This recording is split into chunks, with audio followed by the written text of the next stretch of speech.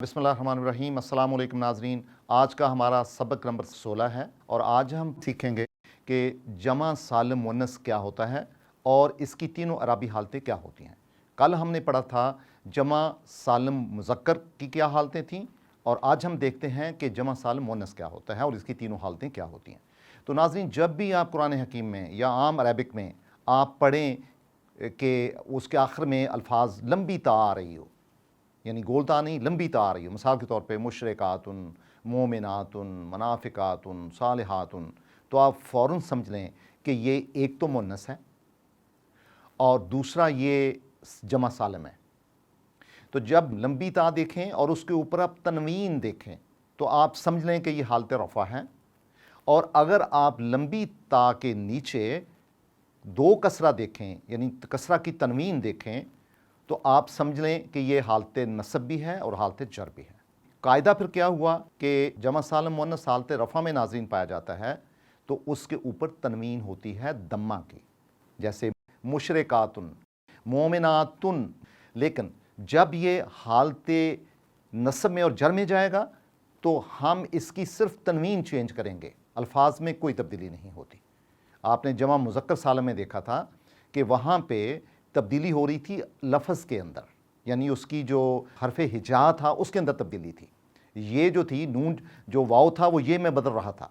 लेकिन यहाँ पे जब आप जमा सालिम मुअन्नस की बात करते हैं तो कायदा ये है कि यहाँ पे कोई तब्दीली नहीं होती। कायदा वेरी सिंपल कि हालत रफ़ा में तनवीन होगी यानी दो दम्मा होंगे, और जब वो हालत नसब और हालत जर में बदलेंगे तो उसी तनवीन को उठा के तनवीन कसरा में चेंज कर देंगे और किसी लफ्ज़ की तब्दीली नहीं होती। तो गोया के मुशरिकातुन, मुशरिका औरतें, तो उसकी जब हालत नस्ब होगी तो मुशरिकातिन, मुशरिकातिन, हालत जर भी यही होगी। मोमिनातुन, मोमिनातिन, मोमिनातिन।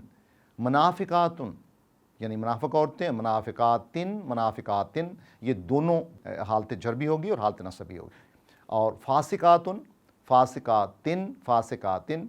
इसी तरह खाशिआतुन, खाशिआतिन, खाशिआतिन। साबिरातुन, साबिरातिन, साबिरातिन। इसी तरह तय्यबातुन, तय्यबातिन, तय्यबातिन। और खबीसातुन, खबीसातिन, खबीसातिन।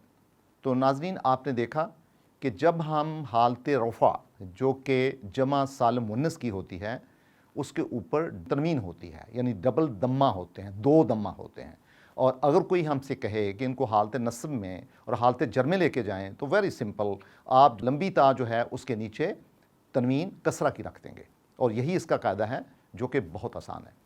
तो गोया फिर आज के लेसन का होमवर्क होगा, आज के लेसन का नाज़रीन वो ये होगा कि सबसे पहले आप बताएंगे कि जो जमा सालिम मुअन्नस है उसकी तारीफ़ क्या है, और दूसरा सवाल ये होगा कि कैसे पहचानेंगे उसकी हालत क्या है, हालत रफ़ा है, नस्ब है या जर है। और तीसरा सवाल आपके लिए ये होगा कि आप कम से कम 15 ऐसे अल्फाज ढूंढें जो कि जमा सालिम मुअन्नस हों।